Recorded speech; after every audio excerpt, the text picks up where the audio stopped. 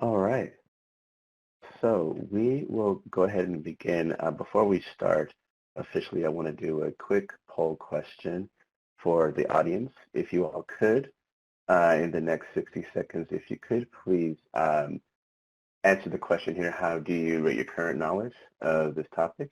Feel free to just click the radio button next to your selection there. And I'll just give folks seconds here just to complete this. Again, let us know, how do you rate your knowledge on this topic? We'll do this really quickly before we begin. Okay.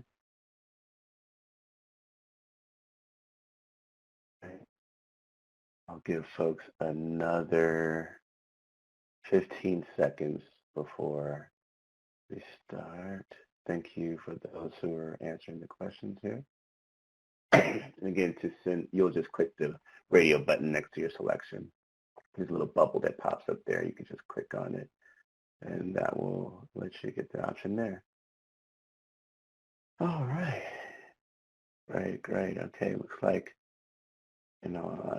broadcast the results for our presenters, just so you all have a good idea of where everyone has identified their current knowledge on the topic. Great. All right. Well, thank you all for doing that quick poll. With that being said, we will go ahead and begin and start today's webinar. So again, good afternoon, everyone, and thank you all for joining us for today's grant solicitation webinar, the OJJDP FY 2020 Mentoring Opportunities for Youth Solicitation. My name is William Moore, and I am with OJJDP's National Training and Technical Assistance Center. And as your technical host, I would like to take a couple of minutes to discuss a few features in the Adobe Connect webinar platform and provide a few announcements to keep in mind. Please note that this event is being recorded and will be published on Intact's YouTube page. Please take a moment to view our Intact YouTube page. Here you will find past webinar events that are archived. For those wishing to download a copy of important documents and resources related to today's webinar, you may do so by locating the Handouts pod directly above the chat area. Here, you will also find an FAQ for webinar participants that will likely address any technical related questions. Simply click on the name of the file and then click the download button. At the end of today's webinar, there will be a Q&A session where the presenters will address some of the questions posed during the presentation. Please type your questions into the chat box as they arise. For those of you participating in today's webinar as a group, please take a minute to help us count. If you are viewing by yourself, there's no need to type anything at this time. However, if you are viewing in a group, meaning more than one person is yourself and additional people, go to the chat window and type in the total number of additional people in the room with you today. And again, I'll give folks just a couple of minutes to do that. Again, for those joining in a group with additional people, please type in the total number of additional people in the room with you today. If you're viewing alone by yourself, there's no need to type anything at this time.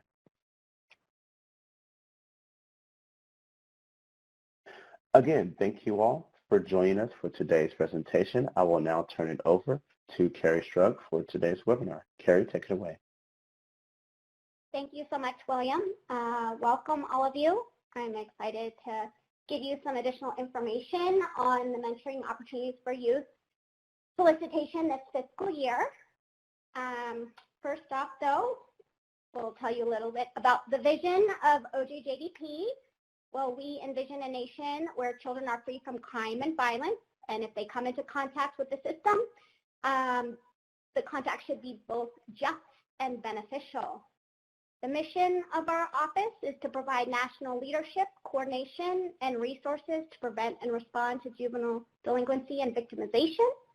We support the efforts of states, tribes, and communities to develop and implement effective and equitable juvenile justice systems that will enhance public safety. Essentially, we want to empower youth to live productive, law-abiding lives. So what are the objectives of today's webinar? We want to provide a general overview of the 2020 Mentoring Opportunities for Youth Initiative Solicitation, highlight key eligibility and solicitation requirements, identify some tools and resources for you all that will facilitate the application process, and then hopefully at the end we'll have a bit of time to answer some questions that you might have. So what is mentoring? It should promote positive behaviors, attitudes, and outcomes for youth and reduce risk factors. It has been shown to improve academic performance and or social or job skills, support behavioral or other personal development, and reduce the consumption of alcohol and other drugs. Successful mentoring programs include matches between a mentor and one or more youth. And mentoring can take place in multiple and informal settings, such as schools or community-based program contexts. So the primary goals of OJJDP's mentoring programs are to promote the expansion of high-quality mentoring services for at-risk youth across the nation. We want to reduce juvenile delinquency, such as alcohol and drug abuse, specifically opioid abuse, truancy, and then, of course, all other problematic behaviors. So this solicitation was released on February 12th. The closing date is April 13th. All awards for this solicitation will be in a form of a grant. The project periods can range from 1 to 3 years.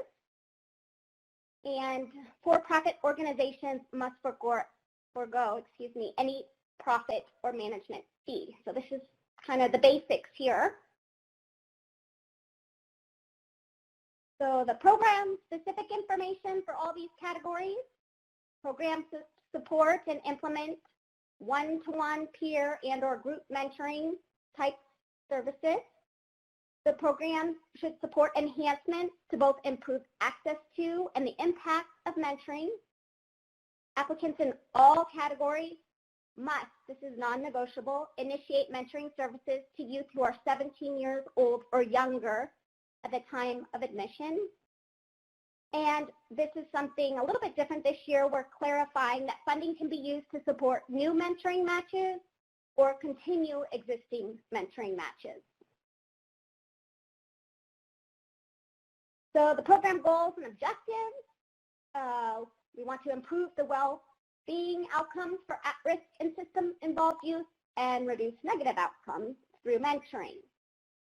The program objectives should focus on supporting qualified programs that are tailored to the needs of the identified at-risk and system-involved youth populations, that develop and implement enhanced practices which further align with research and evidence on effective mentoring approaches, and also enhance family engagement. So the first main objective is to provide the mentoring tailored to the needs of identified at-risk and system-involved youth populations.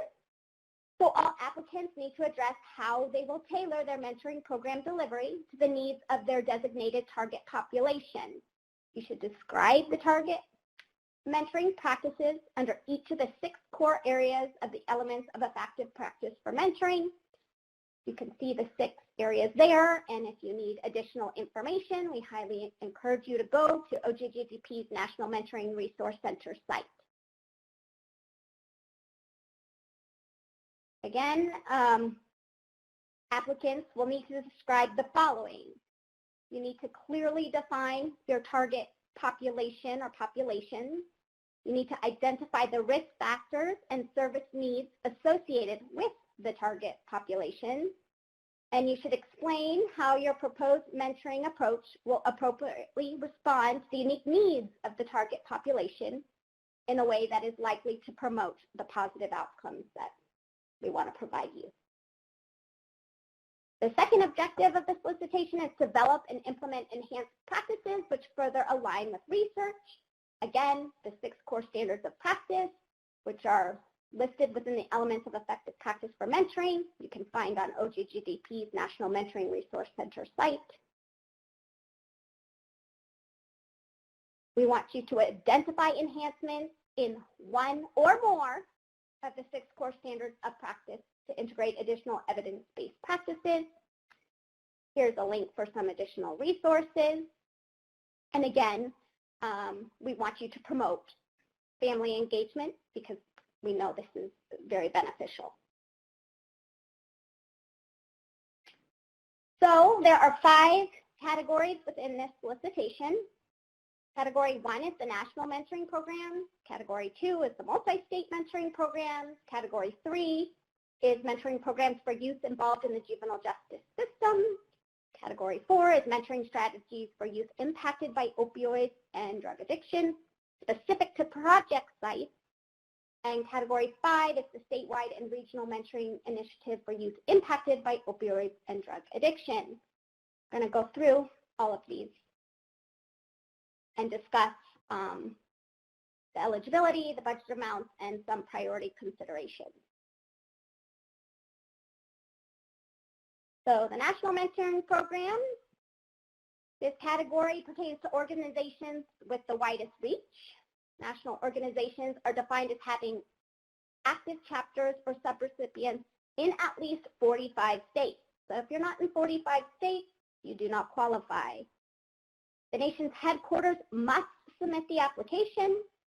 2 or more independent organizations that form a collaborative to meet the 45 state requirement does not meet the eligibility requirement. And the requested award amount should cover the entire proposed project period and be based on the cost of implementing the proposed program. We do not provide Category 1 a specific amount of funding. It is up to you all to decide what is correct for that project period and what it would cost to implement. For this category, we highly encourage you to minimize your administrative costs in an effort to subaward at least 90% of the award to active chapters or subrecipients, and you should be serving in at least 38 states. An organization that applies in Category 1 can also apply in Category 4. Category 5, my apologies.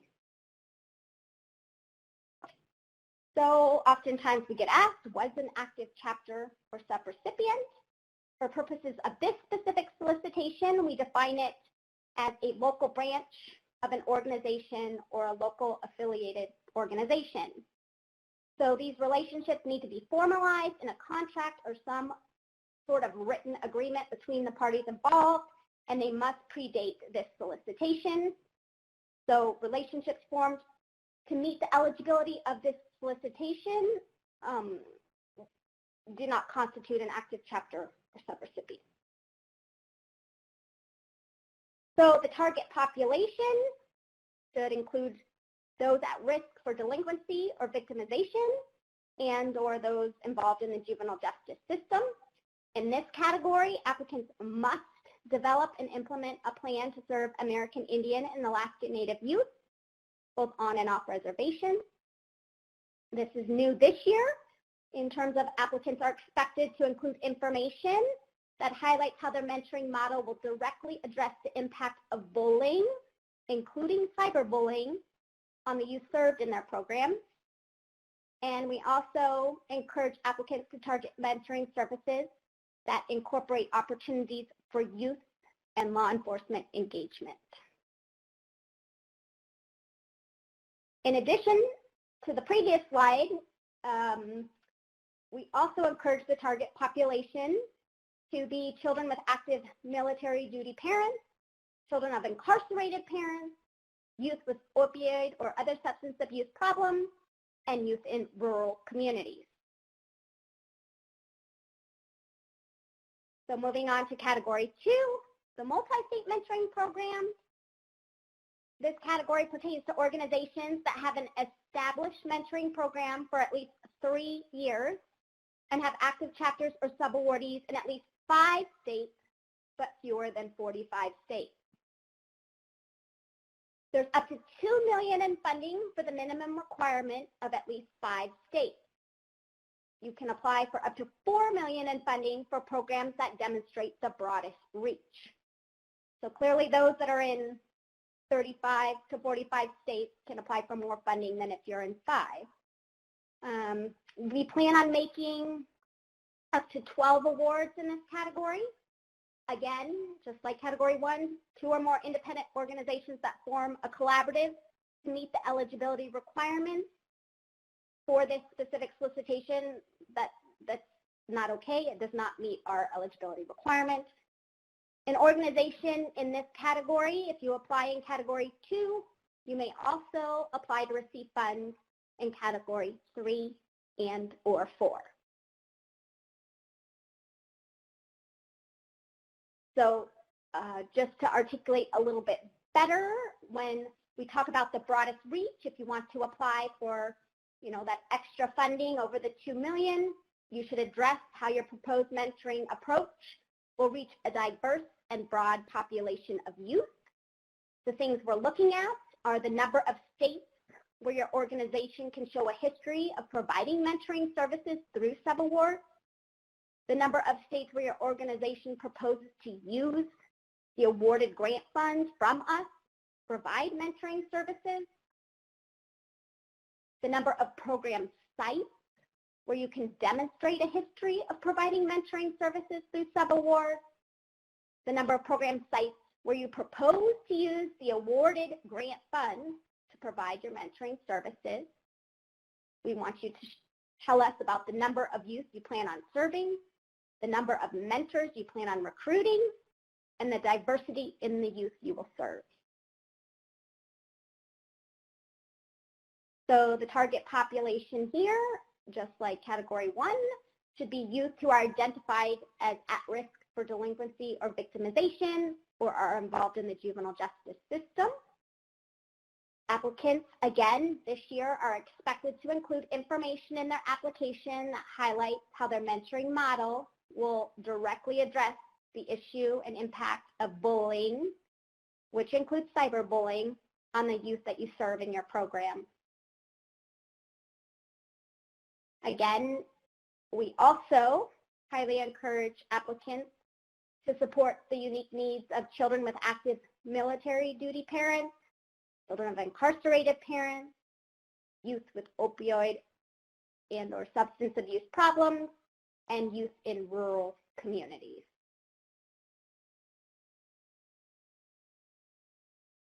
Now we're moving on to category 3, mentoring programs for youth involved in the juvenile justice system. This category is intended to be a resource for juvenile justice agency staff and to benefit youth eligible for community-based supervision and or diversion services. The funding amount is up to $500,000, and we plan on making up to 6 awards. So the target population for this category is youth who are screened as low risk by the Juvenile Justice Agency partner through a diversion, post-adjudication program or alternative to detention approach, which is authorized by the court, and support services while on probation or community supervision. It can be youth leaving detention or returning from residential placement who are under court supervision and who are deemed low risk to public safety. Again, we encourage applicants to consider youth in rural communities as part of this target population.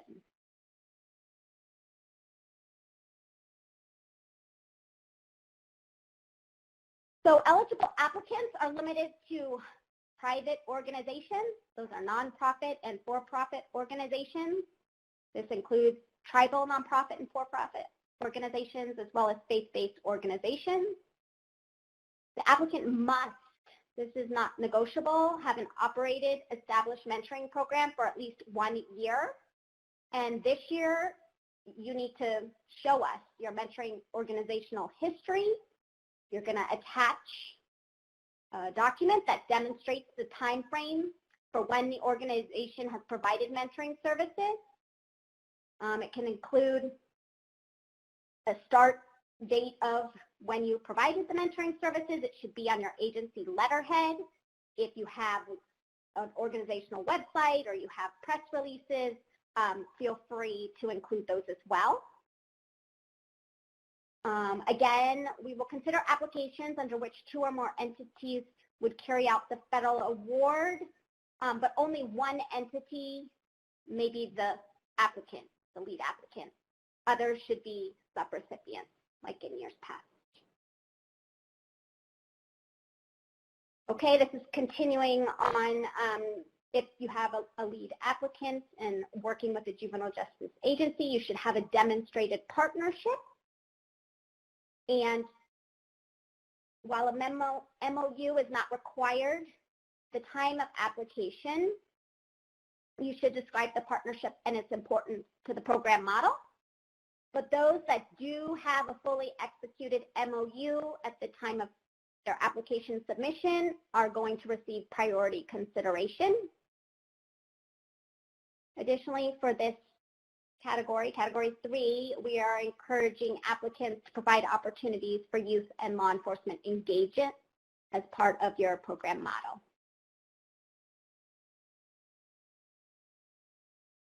So category 4 is the mentoring strategies for youth impacted by opioids and drug addiction, specific to the project site. This category provides mentoring services as part of a prevention, treatment, and supportive approach for youth impacted by opioids and other drug addictions. We will award up to 10 awards in this category, and they will be for up to $600,000 each. Again, the target population must be youth impacted by opioids, and you need to provide data in your application that documents the extent of the opioid problem in your area. So just to be clear, what does impacted youth mean? We define it as youth who are currently abusing or have abused opioids, youth at high risk for opioid abuse, and youth with family members who are currently abusing or have abused opioids.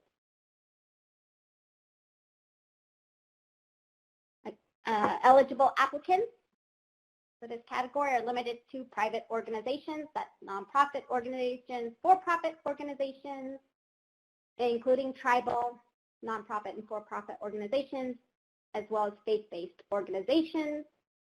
Again, joint applications from 2 or more eligible applicants are welcome. However, one must be clearly designated as the primary applicant. Again, just like category 3, you must have operated an established mentoring program for at least 1 year. You need to submit an attachment labeled mentoring organizational history that demonstrates the time frame when your organization started providing mentoring services. This should be on your agency letterhead. And again, you can include your website or press releases that can assist us with verifying you have been in operation for at least 1 full year.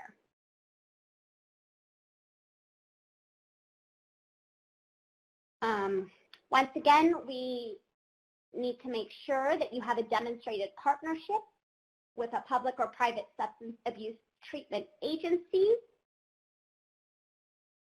If you have an MOU at the time of your application submission, you will receive priority consideration. If you do not have one at the time of application, that is okay, but you need to submit documents showing us that you have some sort of relationship and you will move forward. And this is a change from last year. Funding may be used to support supplemental activities as part of the proposed mentoring model, but only 20% of the total amount of project funds can be used to support the other non-mentoring direct services. So again, this is a big change. 20% of your total amount of project funds can be used to support non-mentoring direct services.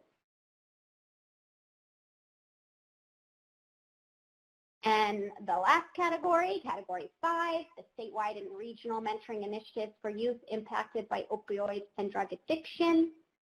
This category supports a broad-based approach to building mentoring program capacity in targeted regions throughout the country to help youth impacted by opioids. We plan on possibly making up to 8 awards this year for up to $1,250,000. The target population, again, must serve youth impacted by opioids, and you need to provide data in your application that documents the extent of the opioid problem.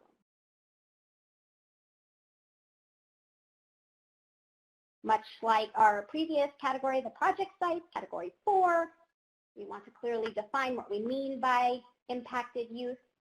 Those are youth who are currently abusing or have abused opioids, youth at high risk for opioid use, and youth with family members who are currently abusing or have abused opioids. So who's eligible to apply in this category? It is limited to national organizations as we defined in category 1, but it's also open to states, which includes territories, and federally recognized tribal governments, and also mentoring organizations that have a statewide reach. So organizations having a statewide reach are expected to submit an attachment labeled mentoring organizational capacity. So we want you to demonstrate that you have supported or operated mentoring programs on a statewide basis. You should submit this on your agency letterhead attesting to supporting or operating mentoring programs in multiple jurisdictions across the state. Any additional attachments you can provide us should be included in the letter.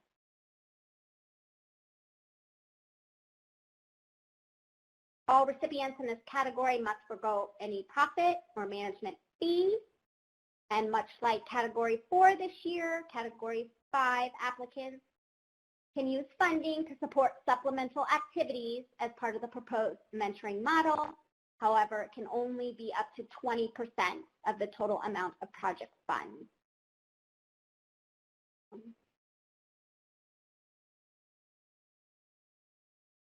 So what should an application include?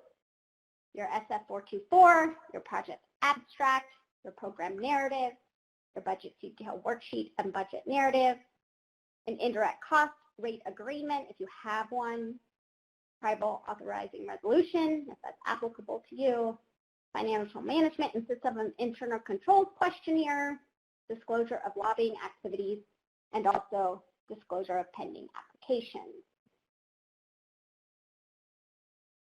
Additionally, we have OJP priority areas, which is the documentation of rural challenges, the documentation of high poverty areas or persistent poverty counties, the documentation of anticipated benefit of a qualified opportunity zone.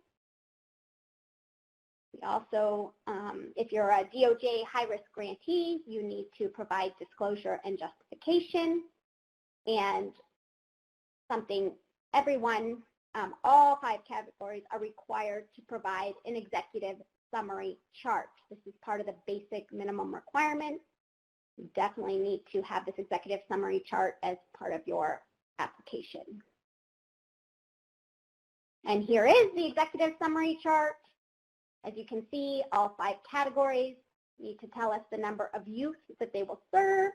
For category 1, you need to let us know the number of AIAN youth. All 5 categories need to tell us the number of mentors that they plan on recruiting and maintaining through the life of the grant. And you need to tell us the type of mentoring you're going to provide. It might be individual, group, peer, or a combination of all of them. For categories 1 and 2 only, you need to let us know the number and name of states where you currently have subawardees. And then, of course, the number and name of states where the mentoring service will take place specifically under this grant award. For category 5, you need to provide us the number and name of jurisdictions where the applicant has provided mentoring services. And then, of course, the number and name of jurisdictions where the mentoring services will take place under this specific grant.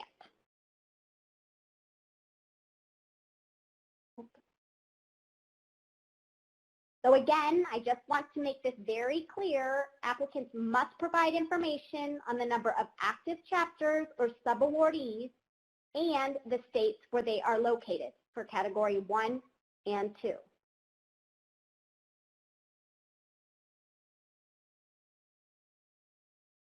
Okay, moving on to project abstract. This should summarize your program in 400 words or less. For category 1, you must detail in your abstract how you will include AI and youth.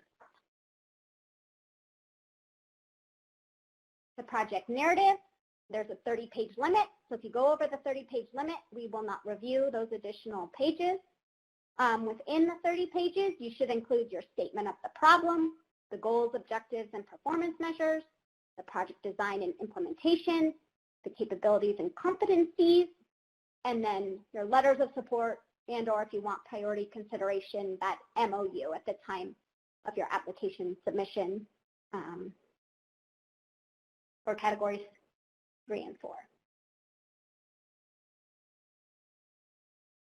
So what should be in your statement of the problem? You should describe the nature and scope of the problem that the program will address. You should use data to provide evidence that the problem exists, demonstrate the size and scope of the problem, and document the effects of the problem on the target population and the larger community. You should describe the target population and any previous or current attempts to address the problem.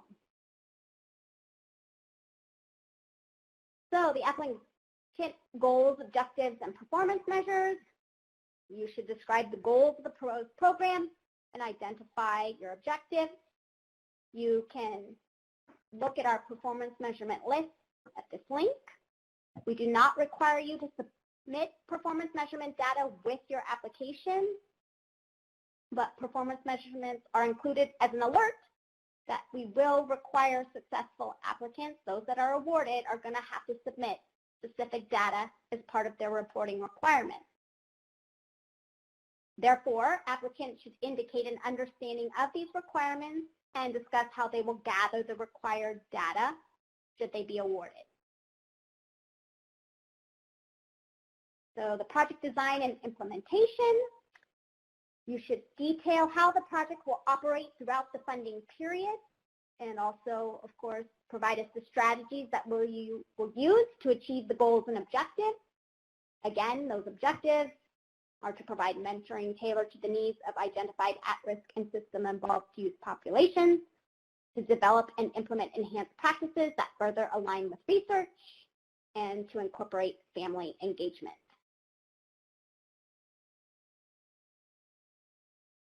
Okay, within the project narrative, your application, you should describe the experience and the capability of your organization and any contractors or subgrantees that you will use to implement and manage your efforts. You can highlight any previous experience implementing projects of similar design or magnitude.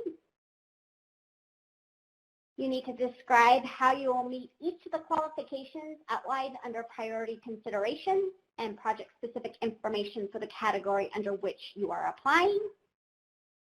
And you can describe your experiences providing mentoring practices informed by the research of a similar scope and scale.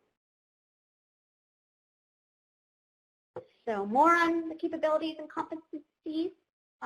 You need to demonstrate the ability to implement the stated program and the enhancements. Again, Category 1 applicants need to include a detailed description of their experience in serving American Indian and Alaska Native youth. And additionally, you should include a copy of an organizational chart showing how your organization operates. We want to know who manages the finances, who manages the subrecipients, if you have them, who's going to manage the project once you receive funding.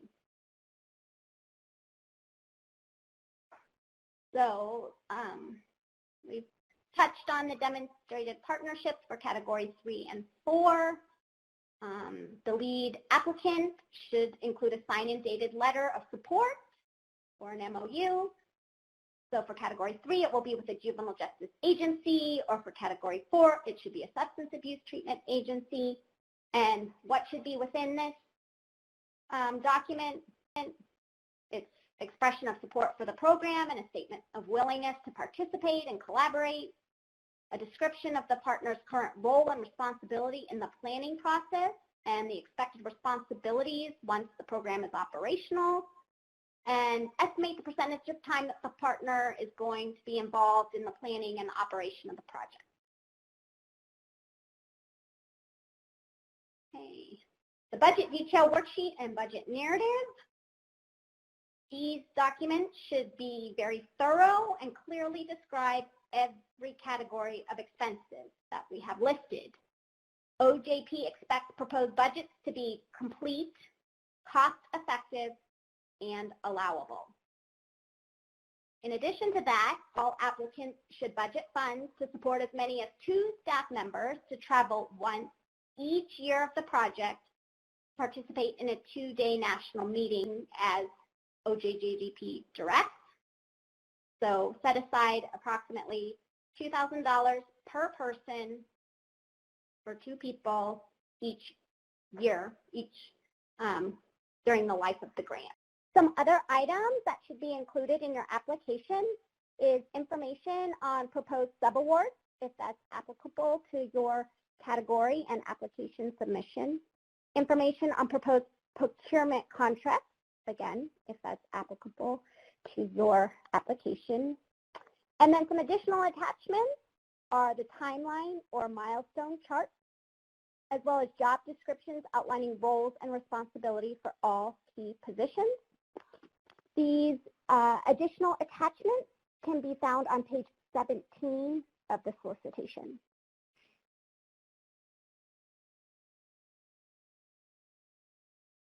So how do we decide, how do we score the application? The selection criteria includes statement of the problem is 15%, goals, objectives, and performance measures is 10%,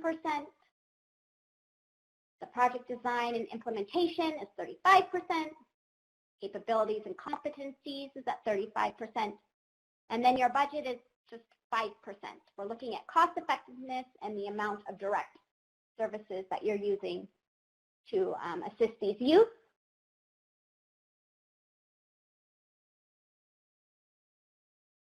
So what is OJJDP's application review process? We review the applications to make sure that the information presented is reasonable, understandable, measurable, achievable, as well as consistent with the specific solicitation. Peer reviewers will review the applications submitted under this solicitation that meet the basic minimum requirements. OJJDP may use internal peer reviewers, external peer reviewers, or a combination to review these applications. OJJDP also looks at geographic diversity, strategic priorities, and then of course, what is our funding, like what's available that fiscal year.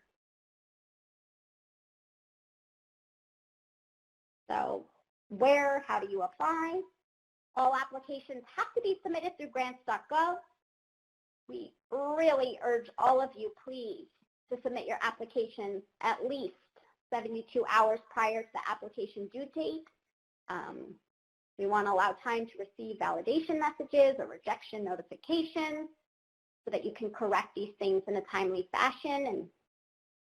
And late applications, they're not accepted unless there is a specific problem with grants.gov on OJJDP's ends of things.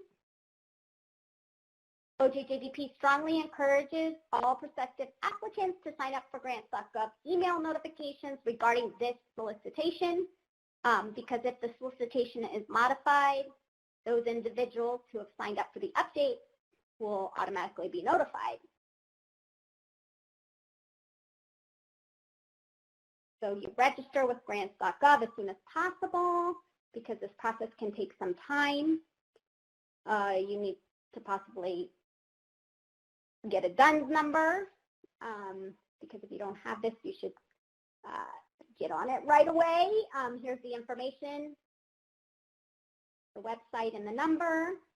Applicants that experience technical difficulties during this process should call grants.gov customer service support hotline.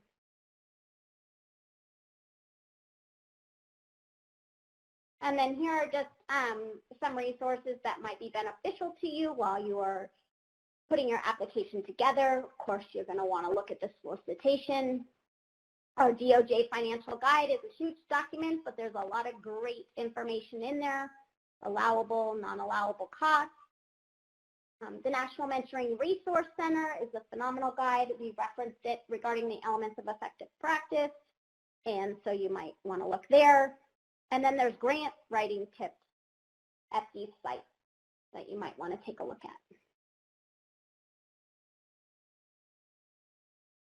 So now we have a bit of time to answer some questions that I believe have been coming in. It looks like a couple people have asked required attachments, that there's not alignment with the required attachments. So they want me to clarify. Within the solicitation, we have information where it says this is what an application should include. So on page 12 of the solicitation, it says what an application should include. It's on the bottom of page 12, and that keeps going. And then it will say additional attachments through page 17. So you can review what you need to provide on those pages of the solicitation. Some of these may not pertain to you and your organization. We understand some of you do not have a federally approved indirect cost rate, so therefore you don't have to provide that. Some of you have never applied for federal funding, then you're not on the high risk list. You don't need to provide that. If you don't want priority consideration for the rural challenges or the high poverty areas or persistent poverty counties, or for the qualified opportunity zone, you don't have to provide that documentation. I see here, where can I find guidance on allowable costs and indirect costs? I highly recommend that you look at our financial guide, the latest version, the 2017. It's laid out for you there.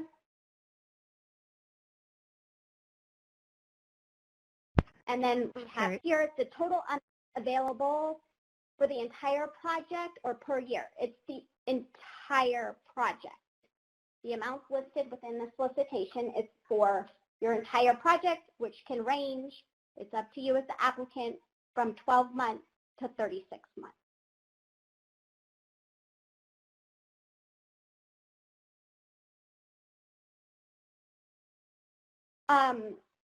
I have a question regarding if you have a mentoring grant for a different population, are you eligible to apply for this grant? Yes. You know, there's an issue of commingling funds, but if there are different populations you're serving and there's different targets, you may apply for additional funding. I see here, can we apply for more than one category? If you are eligible, yes, you may apply for more than one category. Again, if you are a Category 1 applicant, then you can apply in Category 5 as well. If you're a Category 2 applicant, you can apply for Categories 3 and 4. Carrie, this is Kristen. There were several questions about rural definition. Can you respond to that question about whether we provide a definition?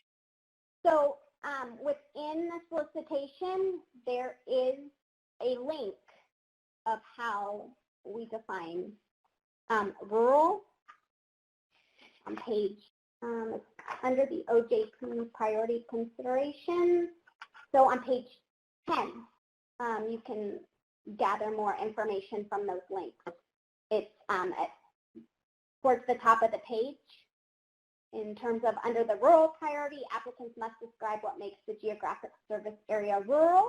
And so you can use the U.S. Census for other appropriate government data for assistance, and we provide a link there for you.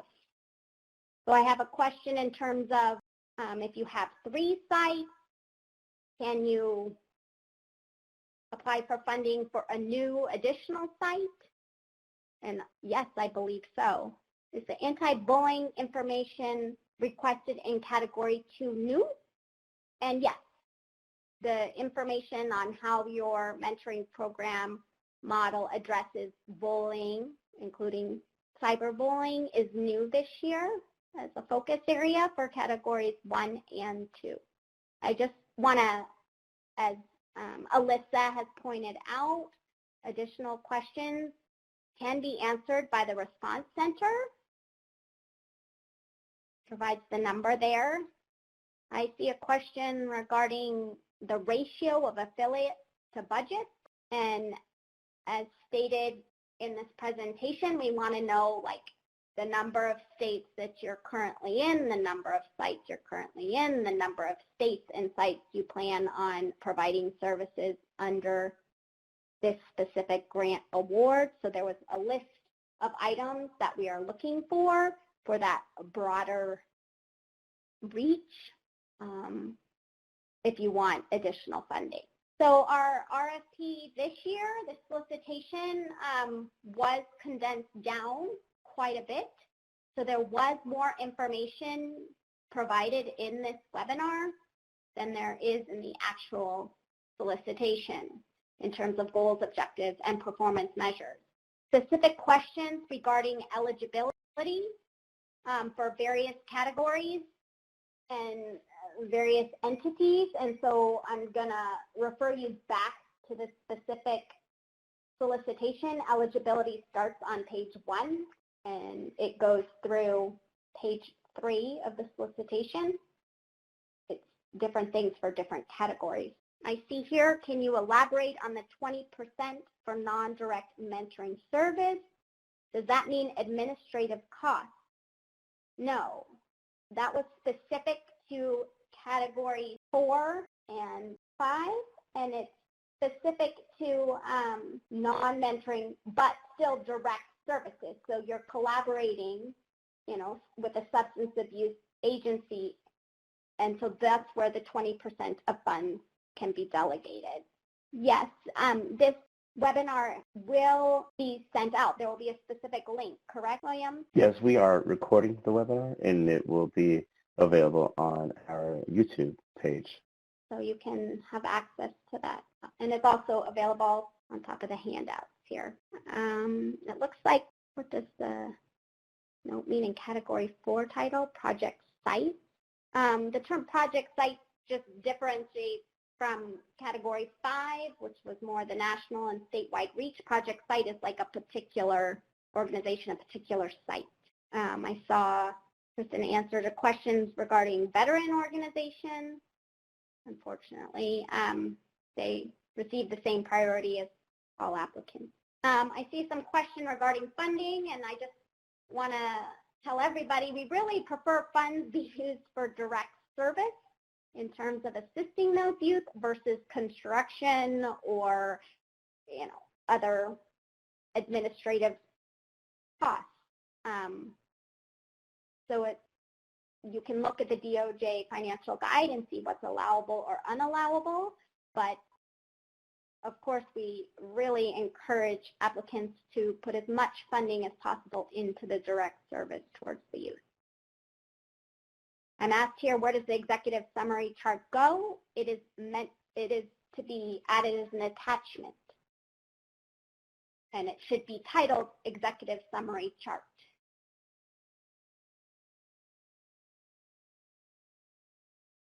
So specific questions regarding what can you use funding for? Again, I highly encourage you to go to the financial guide, and it lists out allowable and unallowable costs.